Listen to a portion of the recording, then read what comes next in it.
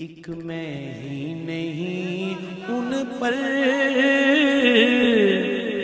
قربان زمانہ ہے کہ گناہوں کی سزا ہے، ہم کو بھی خبر ہے کہ گناہوں کی سزا ہے، مگر وہ خطا پوش ہمارا بھی تو خدا ہے، مگر وہ خطا پوش ہمارا بھی تو خدا ہے ناز زہد کو جنت پہ تو بجا ہے، مگر پلڑے میں ہمارے بھی محمد کی بنا ہے۔ یہ تھے جناب محترمی مکرمی معظمی حافظ عبدالشکور صاحب، جو بہت ہی خوبصورت انداز میں اپنی حاضری پیش فرما رہے تھے۔ دعا ہے کہ اللہ تعالیٰ آپ احباب کا سماعت فرمانا اور آپ جناب کی حاضری لگوانا اپنی بارگاہ میں منظور اور قبول فرمائے۔ سامعین محترم، وقت چونکہ بہت گزر چکا ہے اور میں دیکھ رہا ہوں کہ پروگرام ہی نیڑے آن لگے تھے، تسے نیڑے آن لگے۔ اللہ تعالیٰ تمہاری حاضری کو قبول کرے۔ سامعین محترم، میں بلا تاخیر نعرہ تکبیر، نعرہ رسالت، نعرہ تحقیق، نعرہ حیدری، علماء حق علیہ سنت، محترم جناب پیر طریقت، رہبر شریعت، واقف پرسرار حقیقت جناب حافظ سید فخر حسین شاہ بخاری صاحب دامت برکاتہ العالیہ۔ نحمده ونصلي ونسلم على سيدنا ومولانا محمد رسوله النبي الكريم الأمين المكين الحنين الرؤوف الرحيم وعلى آله وصحبه أجمعين. أما بعد فأعوذ بالله من الشيطان الرجيم. بسم الله الرحمن الرحيم. قل هو الله أحد الله الصمد لم يلد ولم يولد ولم يكن له كفوا أحد. صدق الله مولانا العظيم.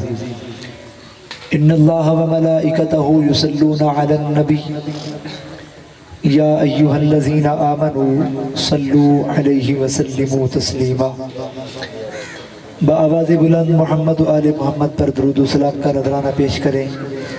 اللہم صلی وسلم علی سیدنا و مولانا محمد وعلى آل سیدنا و مولانا محمد وبارک وسلم۔ الصلاة والسلام علیک یا رسول اللہ وعلى آلک واصحابک یا سیدی یا حبیب اللہ۔ مولا صلی وسلم دائما ابدا على حبیبک خیر الخلق کلہم۔ اس کی کو تھوڑی سی کم کر دیں۔ اللہ تبارک و تعالیٰ کی حمد، حضور پر نور حضرت محمد مصطفیٰ صلی اللہ تعالیٰ علیہ وآلہ وسلم پر درود اور سلام کے بعد میرے نہایت ہی واجب الاحترام برادر مکرم حضرت علامہ قاری عبدالشکور باروی صاحب اور جملہ ہمارے مہمان ثنا خان حضرات اور جتنے یہاں اس پنڈال میں بزرگ بیٹھے ہیں، نوجوان بیٹھے ہیں، تمام عشاقان مصطفیٰ کو السلام علیکم ورحمۃ اللہ وبرکاتہ۔ وعلیکم السلام۔ میں نے آپ سے چند منٹ گفتگو کرنی ہے، اور جو ہمارا پہلے پلان تھا وہ یہ تھا کہ 2 بجے تک ہم نے اس کو ختم کرنا تھا، اور پھر ہم نے اس حساب سے آگے ایک پروگرام تھا وہاں سیٹنگ کی ہوئی تھی ٹائم کی، تو بہرحال اب صرف 15 سے 20 منٹ میں اپنی گفتگو کو کلوز کرنے کی کوشش کر کے آپ سے اجازت چاہوں گا۔ اور اس وقت میں مجھے صرف آپ کی توجہ درکار ہے۔ سبحان اللہ۔ آپ اگر توجہ سے سن لیں گے تو میرے لیے یہی کافی ہے۔ جو گفتگو آج کا جو میرا موضوع ہے، موضوع بہت طویل ہے، ایک ایسا موضوع ہے کہ آج کا وقت یہ ہم سے تقاضا کرتا ہے کہ ہم صحیح معنی میں اگر اس موضوع کو سمجھ لیتے تو آج کے یہ جتنے مسائل ہیں، یہ جتنے اختلافات ہیں، یہ 100% تو نہیں لیکن کم از کم 90% ختم ہو سکتے ہیں اگر ہم اسی ایک سورہ مبارکہ کے اوپر اتفاق کر لیں۔ سورہ مبارکہ وہ سورہ مبارکہ ہے کہ جو مکی سورہ ہے اور آپ میں سے تقریباً سب کو یاد ہوگی۔ ہماری کوشش ہوگی کہ آج ہم اسی سورہ مبارکہ کا صحیح مفہوم لے کے جائیں۔ اس سورت کو اخلاص بھی کہتے ہیں اور اس کا دوسرا نام سورہ توحید بھی ہے، اس کو سورہ توحید بھی کہتے ہیں، اور اس میں خالصتاً رب کی وحدانیت اور رب کی توحید کا ذکر ہے۔ اور آج ہم نے یہ سمجھنا ہے کہ وہ رب کی توحید، اس کے دعوے دار تو بہت ہیں، رب کی توحید کے نام پہ انجمن بنانے والے تو بہت ہیں، رب کی توحید کا ڈنکا کر بجانے والے تو بہت ہیں، لیکن وہ توحید اصل میں ہے کیا جو رب خود اپنے بندے کو دینا چاہتا ہے، وہ اسی سورہ مبارکہ سے لیں گے۔ تو گفتگو تھوڑی مشکل ہوگی، اگر آپ توجہ سے سنیں گے تو انشاءاللہ وہ مشکل آسانی میں بدل سکتی ہے۔ یہ سورہ مبارکہ شروع ہوتی ہے لفظ قل سے۔ کس لفظ سے شروع ہوتی ہے؟ سارے بولیں لفظ، یہ قاف اور لام، قل، اور یہ قاف بھی دو نقطوں والا قاف اور اس کے آگے لام۔ پورے قرآن پاک کے اندر یہ قاف اور لام جہاں بھی آیا، اس قاف اور لام سے مراد ہے ذات مصطفیٰ۔ ہر ایک مکتبہ فکر والے نے، چاہے کوئی جس مرضی مسلک سے تعلق رکھتا ہے، بس اسی کل سے ہر ایک نے مصطفیٰ کی ذات کو لیا۔ کسی نے مانا کر دیا کہ اے حبیب آپ فرما دیجئے، کسی نے کہا کہ آپ بتلا دیجئے، کسی نے کہا کہ آپ کہہ دیجئے۔ الفاظ بدل بدل کے مطلب ایک نکلتا ہے کہ اس قل سے مراد ہے ذات مصطفیٰ۔ سبحان اللہ۔ اب اللہ کی توحید کو سمجھیے، اللہ نے اپنی توحید کی بات کرنا چاہی تو اپنی توحید کی بات کرنے سے پہلے اللہ تبارک و تعالیٰ نے اپنی وحدانیت کا اعلان کرنے سے پہلے رکھا محمد مصطفیٰ کی ذات کو، محمد مصطفیٰ کی ذات کو رکھا۔ اللہ نے فرمایا قل، حبیب آپ فرما دیجئے۔ اگلا جملہ ہے ہووا، اگلا لفظ جو ہے وہ ہے ہووا۔ ہووا کا معنی بنتا ہے وہ، ہووا کا معنی کیا بنتا ہے؟ سمجھ آ رہی ہے میری بات کی؟ اچھا یہ بتائیں، وہ جو لفظ ہے یہ دور والے کے لیے بولا جاتا ہے یا قریب والے کے لیے؟ دور والے۔ جو دور ہو اس کے لیے بولا جاتا ہے وہ، جو ہو قریب بولا جاتا ہے یہ۔ عربی میں کہیں تو اس کے لیے دور والے کے لیے لگے گا ہووا، قریب والے کے لیے لگے گا ہاذا۔ اردو میں کہیں تو وہ، قریب کہیں تو یہ۔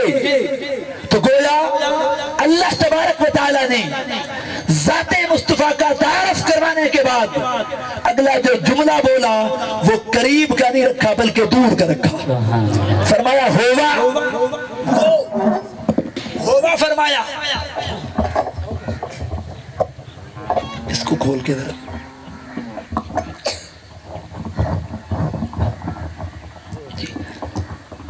تو لفظ لگایا ہووا کا، معنی بنتا ہے وہ۔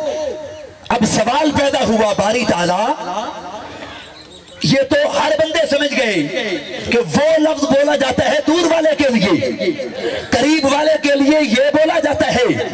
اب سوال پیدا ہوا باری تعالیٰ تو ہمیں بتلا، کیا تو دور ہے؟ تو رب کہتا ہے، رب فرماتا ہے میں دور بھی ہوں اور اور میں تمہارے قریب بھی ہوں. باری تعالیٰ قریب کتنا رب اعلان کرتا ہے وَنَحْنُ أَقْرَبُ إِلَيْهِ مِنْ حَبْلِ الْوَرِيدِ، میں تو تمہاری شارک کے بھی قریب ہوں. اب یہاں انسان کا عقل جواب دے جاتا ہے ذات ایک ہے، وہ دور بھی ہے وہ قریب بھی ہے. اب وہ کس کے دور ہے کس کے قریب ہے یہ سمجھانے کے لیے تو اللہ نے ہوا سے پہلے کل کو رکھا. یہ کل کا لفظ فرما کے ذات مصطفیٰ کے وسیلے سے یہ اعلان کر دیا، فرمایا کہ جو جو کل سے دور ہے ان کے لیے میں ہوں ہوا، اور جو کل کے قریب ہے میں ان کی شارک کے بھی قریب ہوں. سبحان اللہ سبحان اللہ. نعرہ تکبیر، نعرہ رسالہ، نعرہ تحقیق، نعرہ حیدری، جشن عید میلاد النبی، علماء حق سنہ. یہ دور ہونا رب کا یہ بھی قرآن کی نص ہے، اس کا قریب ہونا یہ بھی قرآن کی نص ہے. اب رب دور کس کس سے ہے کہ جو کل سے دور ہے. کل سے مراد کیا ہے؟ اونچی بولیں ذرا، سارے بول لیں، کوئی مسئلہ نہیں ہے. حضرت محمد صلی اللہ علیہ وسلم میرے آقا کریم کی ذات ہر ایک نے اس کا یہی معنی لیا. کل سے مراد ہے ذات مصطفیٰ، تو رب نے کل کے آگے لفظ ہوگا لگایا. ہاذا بھی فرما سکتا تھا، وہ قریب جو ہے کہہ سکتا تھا، ہاذا کا لفظ فرما سکتا تھا، لیکن رب نے جب اپنے ایک ہونے کا اعلان کیا، اپنے ایک ہونے کے اعلان سے پہلے مصطفیٰ کو رکھا، اور جب مصطفیٰ کو رکھ دیا آگے پھر ہوا کا لفظ فرما کے یہ رب نے بتا دیا کہ جو جو کل سے دور ہے وہ مجھ سے دور ہے، جو کل کے قریب ہے وہ ہوا کی معرفت بھی اسے مل جائے گی. سبحان اللہ سبحان اللہ. اگلا لفظ ہے اللہ. یہ اللہ جو ہے یہ اللہ کا ذاتی نام ہے، باقی جتنے نام سارے صفاتی ہیں. رب یہ اللہ کا صفاتی نام ہے، مطلب ہے پالنے والا. رب کا مطلب ہے پالنے والا، صفاتی نام ہے. ذاتی نام ایک ہے، اس لیے قبر میں سوال ہوگا مر ربو کا، کہ تیرا رب کیا تھا، تو کس رب کی عبادت کرتا تھا. تو جس کا جو رب ہوگا، اگر کسی کا لات ہوگا تو کہے گا لات، منات، عزا وغیرہ وغیرہ. تو جس کا رب اللہ ہوگا وہ بولے گا ربی اللہ، میرا رب تو اللہ ہے. یہ اللہ ذاتی لفظ ہے، ذاتی نام ہے اللہ کا. فرمایا ہو واللہ، وہ ہو اللہ. یا رسول اللہ کیا ہے وہ اللہ؟ فرمایا احد، کہ وہ ایک ہے. اللہ ایک ہے. ارے بابا وہ اللہ کا ایک ہونا کس نے کہا؟ اللہ کے ایک ہونے کی خبر کس نے دی؟ اسی کل نے تو دی، اسی کل نے یہ خبر دی. اللہ ایک ہے، آپ بھی کہتے ہو اللہ ایک ہے، میں بھی کہتا ہوں اللہ ایک ہے. اب میرا آپ سے سوال ہے کہ آپ نے رب کو دیکھا ہے؟ جس نے دیکھا ہے ذرا ہاتھ کھڑا کرے. نہیں دیکھا، پھر بھی ایک مانتے ہو، وہ دو بھی تو ہو سکتے ہیں. ایک کیوں مانتے ہو؟ تو آپ کا جواب یہی ہوگا، ایک اس لیے مانتے ہیں کیونکہ کل نے کہا. سبحان اللہ. واہ. اس محمد کریم نے کہا کہ وہ اللہ ایک ہے، بس جو جو محمد نے کہہ دیا وہ دین بھی بنتا گیا، اسلام بھی بنتا گیا، وہی ایمان بھی بنتا گیا. تو گویا یہاں بڑا پیارا آپ کو جملہ دے رہا ہوں، اللہ کو ایک مانو، لیکن اللہ کو ایک ماننے سے پہلے اللہ اس کا ایک ماننا اپنی بارگاہ میں قبول کرتا ہے جو خدا سے پہلے مصطفیٰ کو مانے. سبحان اللہ. بے شک اللہ کو ماننے سے پہلے مصطفیٰ کو مانو. پس جب تم مصطفیٰ کو مان لو گے پھر وہی مصطفیٰ تمہیں خدا کی معرفت دلا دیں گے، پھر تمہیں خدا کی معرفت بھی ملے گی. پھر تم اللہ کا ایک ہونا جو تم اعلان کرو گے تمہارا قبول ہوگا. یہی بات سمجھانے کے لیے مثال دیتا ہوں. مجھے بتائیں یہ جو مرزائی ہیں یہ مسلمان ہیں یا غیر مسلم ہیں؟ क्यों? अल्लाह को तो एक मानते हैं, आप उनको गैर मुस्लिम क्यों कहते हो?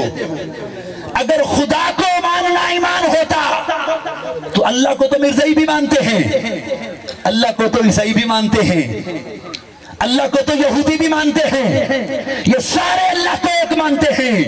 अगर अल्लाह को एक मानना ईमान होता तो फिर उनको काफिर क्यों कहते हैं? जवाब यही आएगा। अल्लाह ने बता दिया, फरमा दिया मुझे एक मानो, पर मुझे एक मानने से पहले तुम कुल को समझो, पहले कुल को मानो, मेरे आका करीम की जात को मानो।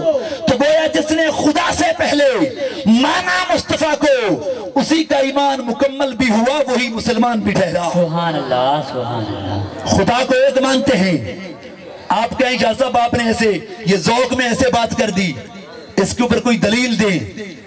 आइए चलते हैं सहाबा करीम के, सहाबा कराम की बारगाह में। उन सहाबा कराम ने खुदा को किस तरह माना? खुदा की इज्जत की कसम, सहाबा ने खुदा को बाद में माना, पहले मुस्तफा को माना था। सुभान अल्लाह। खुदा को बाद में माना, पहले मुस्तफा को माना। मेरे आका का एक गुलाम वो बाद में मानता है, उस वक्त गैर मुस्लिम था, काफिर था। इरादा करता है दिल में, आज जाता हूं। हाथ में उसने तलवार उठाई कि जंग का मौका है, गजवा का मौका है। आज ये हमारे पास ये सुनहरी मौका है कि मुसलमानों के नबी का जाके तौबा नौज़ बिल्लाह में खात्मा करता हूं, सर तन से जुदा करूंगा और अपने बड़ों से इबाद वसूल करूंगा। बस यही सोचकर हाथ में तलवार उठाता है, घोड़े पे सवार होता है। जब घोड़े पे सवार हो गया, आया मैदाने जंग में। जब आया ना मेरे मुस्तफा करीम के सामने, बस क्या हुआ?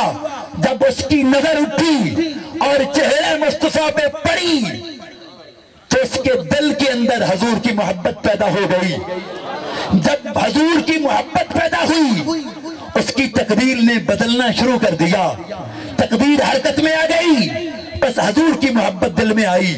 बस जब हजूर की मोहब्बत दिल में आई, अगले जो जुमले आपको दे रहा हूं वो मेरे नहीं है, उस हजूर के गुलाम के हैं जो उस वक्त गुलामी का पटा अपने गले में डाल रहा था। तो गोया उसने कहा, अब बात की ना मैंने कि पहले खुदा को माना सहाबा ने या मुस्तफा को माना? तो ये सुनिए, वो कहने लगा है मोहम्मद सल्लल्लाहु अलैहि वसल्लम, अगर मैं आपको मान लूं, मुझे इनाम में क्या दोगे? इनाम भी तो होना चाहिए, क्या मिलेगा इनाम में? बस मेरे करीम आका के सामने जब उस शख्स ने ये कहा, है मोहम्मद अगर मैं तुझे मान लूं, मुझे इनाम में क्या मिलेगा?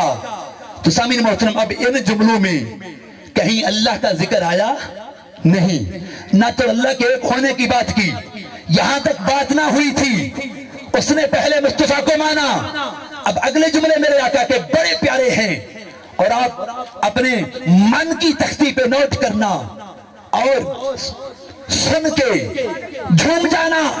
मेरे आका ने फरमाया अगर तू मुझे मान ले, मैं मोहम्मद तुम्हें इनाम में जन्नत दूंगा। सुभान अल्लाह। क्या दूंगा? जन्नत दूंगा। पता चला जन्नत अगर लेनी हो तो वो भी मुस्तफा के दर से मिलती है। नारे तकबीर, नारे रिसालत, नारे खिलाफत। जिसने ईद मिलादुन नबी लब्बैक लब्बैक लब्बैक या रसूलुल्लाह, लब्बैक लब्बैक लब्बैक या रसूलुल्लाह, लब्बैक लब्बैक लब्बैक या रसूलुल्लाह, नारे हैदरी।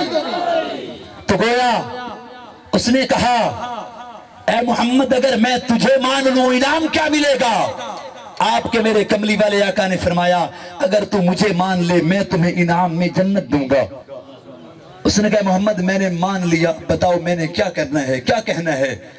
जब उसने पहले मुस्तफा को मान लिया तो फिर उस मुस्तफा ने फरमाया, हुवल्लाहु अहद, कि वो अल्लाह एक है। बस उस अल्लाह को एक मनवाने के लिए जुबान से इकरार करवाया।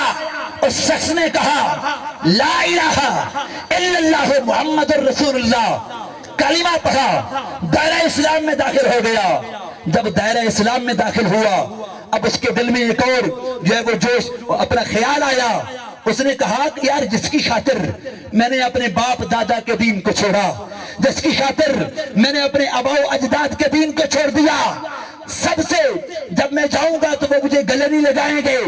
जिसकी खातिर मैं अपनों से दूर हो गया, क्यों ना हो उसका चेहरा इतना हसीन, उसके हाथ इतने हसीन, क्यों ना हो उस खूबसूरत चेहरे वाले के कदमों का उतर के बोसा तो कर लूं। बस ये दिल में ख्याल आया, घोड़े पे सवार था, नीचे उतरने लगा इस ख्याल से कि उतर के आका करीम के कदमों का बोसा कर लूंगा। क्यों? मोहब्बत जो थी, मोहब्बत ये कोई पीने की चीज नहीं होती कि बंदा गिलास में पानी डाल के ऐसे पी ले, मोहब्बत को नहीं। ये मोहब्बत जो है ये एक बातनी कैफियत का नाम है, और ये मोहब्बत दिखती नहीं है, इसको महसूस किया जाता है, इसको पिया नहीं जाता, महसूस किया जाता है। उसके दिल में हजूर की मोहब्बत मौजूद थी, तो गोया वो नीचे उतरा इस ख्याल से कि नीचे उतर के अपने महबूब के कदमों का बोसा कर लूंगा। उतरने लगा, घोड़े पे सवार था, उसका पांव रकाब में फंसता है, और जब गिरता है नीचे उसकी रूह उसी जगह परवाज कर जाती है। फौत हो गया। अगले जुमले बड़े प्यारे, जब उसका फौत होना था आपके मेरे नबी ने ऐलान कर दिया, फरमा दिया मेरे सहाबा, अगर आप में से किसी ने किसी जन्नती को देखना हो जीते जीते तो आके मेरे इस गुलाम की जियारत कर लो, ये जन्नती है, इसकी जियारत कर लो। तो गोया क्या हुआ, सहाबा किराम आ रहे हैं, जौक दर जौक आ रहे हैं, हजूर के गुलाम की जियारतें किए जा रहे हैं। अगला जुमला बड़ा प्यारा, मेरे आका ने फरमाया कि अब इसको गुस्ल का एहतमाम किया जाए, उसको गुस्ल दिया गया, इसके कफन का एहतमाम किया जाए। कफन तैयार हो गया। जब कफन तैयार हो गया, ये जुमले सुन के यकीनन आप झूम जाएंगे, जब उसका कफन तैयार हुआ, उसका जनाजा पढ़ाने के लिए इमामुल अंबिया खुद तशरीफ लेके आए। सुभान अल्लाह, सुभान अल्लाह। किस अंदाज में आए, किस तरह चले।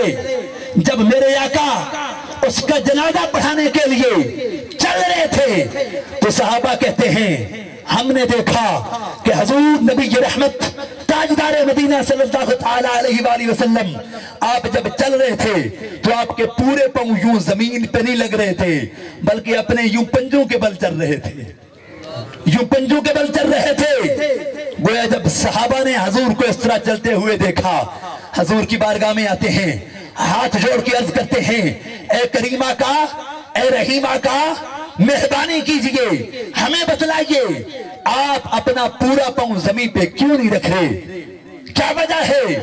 अगले जुमले बड़े प्यारे हैं।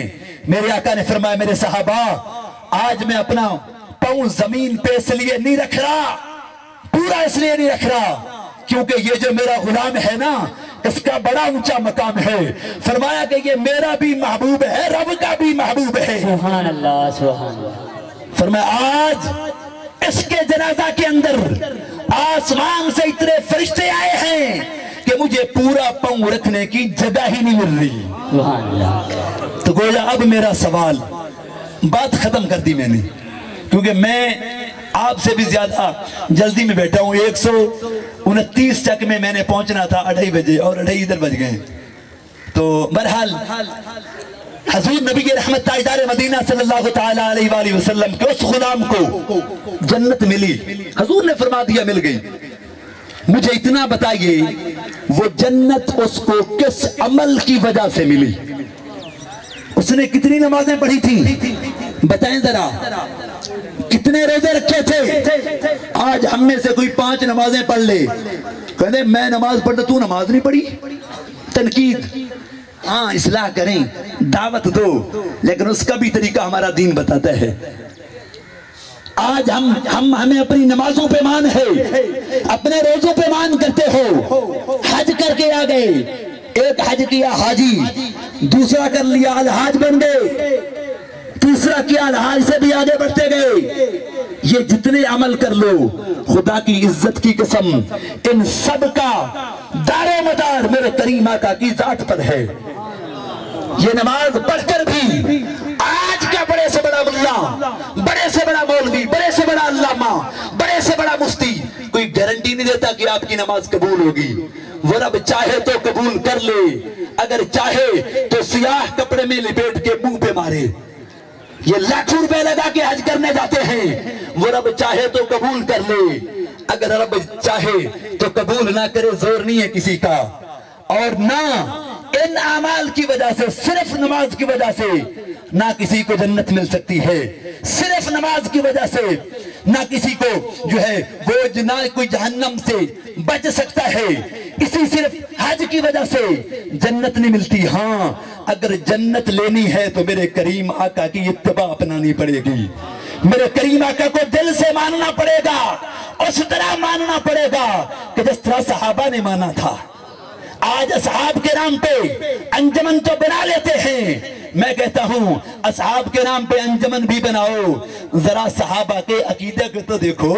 صحابہ نے مصطفیٰ کو کس طرح مانا تھا. صحابہ کی نظروں میں میرے کریم آقا کا کیا مقام تھا, کیا مرتبہ تھا. تو گویا آپ اس حدیث مبارکہ سے ثابت ہوا کہ وہ صحابی تو جنتی بن گیا, لیکن اس نماز نے اسے جنت نہ دلوائی, نہ روزے نے دلوائی. ابھی اس نے نہ کوئی نماز پڑھی تھی, نہ کوئی روزہ رکھا تھا, نہ کوئی حج کیا تھا, نہ کوئی زکوٰۃ و خیرات کی تھی, اور کوئی عمل نہ تھا سوائے ایک عمل کے. بس ایک عمل تھا, وہ عمل کیا تھا کہ وہ سچے دل سے مصطفیٰ کو مان بیٹھا تھا.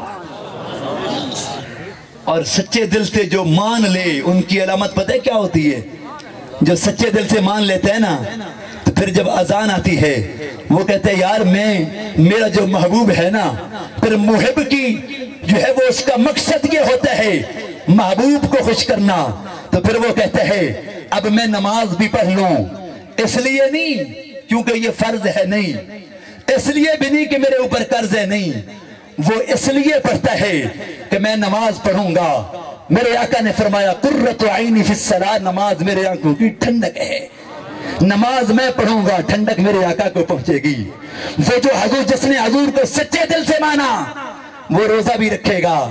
وہ کہے گا کہ روزہ اس لیے رکھے گا کیونکہ حضور نے خود رکھے ہیں. وہ یتیم کے سر پہ ہاتھ بھی رکھے گا, اس لیے رکھے گا کیونکہ آپ کے میرے نبی نے فرمایا کہ تم نے اگر کسی یتیم کے سر پہ شفقت بھرا ہاتھ رکھا, تمہارے ہاتھ کے نیچے جتنے بال آئیں گے اللہ اتنے گناہوں کو معاف فرما دے گا. پھر جو سچے دل سے نبی کو مان بیٹھے گا, پھر وہ اس چیز کا بھی خیال کرے گا کہ آپ کے میرے نبی نے فرمایا کہ جس کا ہمسایہ اس پہ خوش نہیں ہے وہ جنت میں کبھی جا نہیں سکتا. آج ہم دیکھیں دعوے کرتے ہیں, اور ایک بات سن لو, یہ دعوے کے اوپر فیصلے نہیں ہوتے. دعویٰ تو کوئی بھی کر سکتا ہے, ہاں فیصلے ہوتے ہیں دلیلوں کی بنا پر, جس کے پاس دلیلیں مضبوط ہوں. آج ہم نعرے جتنے مرضی لگا لیں, غلامی رسول میں موت بھی قبول. ارے بابا میں اکثر کہتا ہوں کیا حضور کو دینے کے لیے آپ کے پاس صرف موت ہے؟ خدا را موت تو بعد میں, مزہ تو تب ہے کہ آپ اپنی زندگی حضور کے نام لگا دیں. عہد کریں آقا, آپ نے ہمیں, ہم تو بھٹکے ہوئے تھے, ہم تو بھولے ہوئے تھے, آپ نے ہمیں اس خدا کی پہچان کروائی. ہم تو کیا تھے, انسان کیا تھا, انسان تو بتوں کی عبادت کرتا تھا, ہاتھ سے بت بنا کے اسی کی عبادت کرتا تھا. آپ کے میرے آقا کے آنے سے پہلے انسان یعنی جہالت کے اس مقام پہ تھا کہ وہ خدا جو تھے, خدا جن کی عبادت کرتے تھے وہ بازاروں میں بکتے تھے, خدا بازاروں میں بکا کرتے تھے. آپ کے میرے نبی نے آ کے اس خدا کی پہچان کروائی. تو گویا سچے دل سے ماننا بنتا ہے, آقا ہم تو بھٹکے ہوئے تھے, آپ نے ہمیں خدا کی پہچان کروائی. آپ نے کہا اللہ ایک ہے, ہم نے مان لیا. آقا اگر آپ کہتے ہیں تو مان لیتے ہیں اللہ ایک ہے. آپ کے میرے نبی نے کہا جنت ہے, ہم نے جنت دیکھی نہیں پھر بھی یقین رکھتے ہیں جنت ہے, اس لیے کیونکہ مصطفیٰ نے کہا جنت ہے تو مطلب ہے. میرے آقا نے فرمایا جہنم ہے, ہم نے جہنم دیکھی نہیں پھر بھی مانتے ہیں کہ جہنم ہے. آپ کے میرے نبی نے فرمایا جب تم قبر میں جاؤ گے 3 سوال ہوں گے تم سے.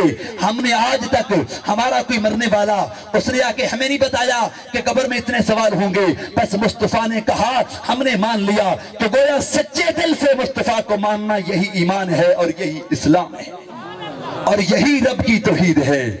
اللہ تبارک و تعالی ہمیں صحیح معنی میں قرآن و سنت فہم قرآن، قرآن و سنت پہ عمل پیرا ہو کر، پڑھنے سمجھنے کے بعد اس پہ عمل پیرا ہو کر زندگی بسر کرنے کی توفیق دے۔